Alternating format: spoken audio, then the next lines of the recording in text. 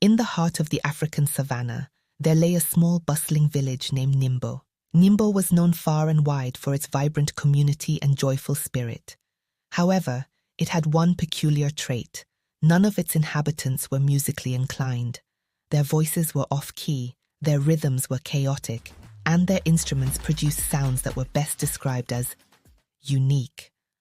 Among them was a young boy named Kito, who was widely praised for having the most melodious voice in the village. The villagers often gathered around him, enchanted by his supposed musical prowess. The young girls of the village admired him, and the elders would nod approvingly, convinced that Kito was the pride of Nyimbo. Kito, buoyed by this admiration, believed wholeheartedly in his extraordinary talent. His confidence grew, and with each passing day, he became more convinced that he was destined for greatness. One sunny morning, news arrived in Nyimbo that the neighboring village of Sauti would be hosting a grand festival of music. It was a celebration where singers and musicians from nearby villages would compete for the coveted title of the Voice of the Savanah. The villagers of Nimbo, excited at the prospect, urged Kito to represent them, certain that he would win. With a heart full of anticipation and confidence, Kito set off for the festival, imagining the applause and accolades he would receive. As he arrived at Sauti, he was awed by the sights and sounds. Beautiful music filled the air, and talented performers were preparing for the competition. Kito stepped onto the stage with a broad smile, ready to showcase his melodious voice. As he opened his mouth to sing, the first notes that came out were not what he expected. His voice was high-pitched, off-key, and wavered like a bird caught in a storm. The audience fell silent in shock, some covering their ears while others exchanged bewildered glances. Kito was oblivious to the dissonance, continuing to sing with all his might, eyes closed, imagining the cheers that never came. When he finished, there was a pause before the audience erupted into laughter and applause, not for his singing, but for his sheer audacity and the humor of the situation. Kito, thinking he had impressed them, bowed graciously, basking in the attention.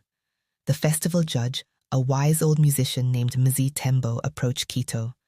With a kind smile, he said, "Young man, your voice may not be the finest, but your spirit is truly remarkable. You have entertained us and brought joy to our hearts, and for that you deserve recognition." Back in Nimbo, the villagers awaited news of Kito's triumph. When he returned and recounted the event, he explained with honesty and humor what had transpired.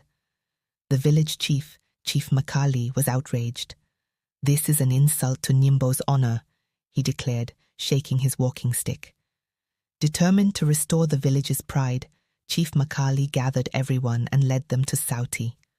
The villagers of Nimbo marched with dramatic flair, carrying banners and drums, which they played very poorly as they stormed into Sauti.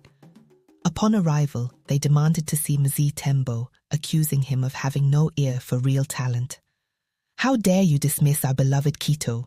Chief Makali exclaimed, shaking his fist. "We challenge you to a musical duel." The scene was both comical and chaotic, as the villagers of Nyimbo took turns singing, each more off-key than the last. Mzee Tembo and the people of Sauti struggled to contain their laughter, realizing that the entire village was gloriously tone-deaf.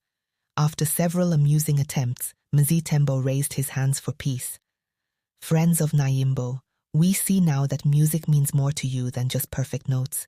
Your courage to embrace your uniqueness is truly special." The villagers of Nyimbo paused, looked at each other, and then burst into laughter. They realized the humor and irony of the situation and embraced their collective lack of musical skill.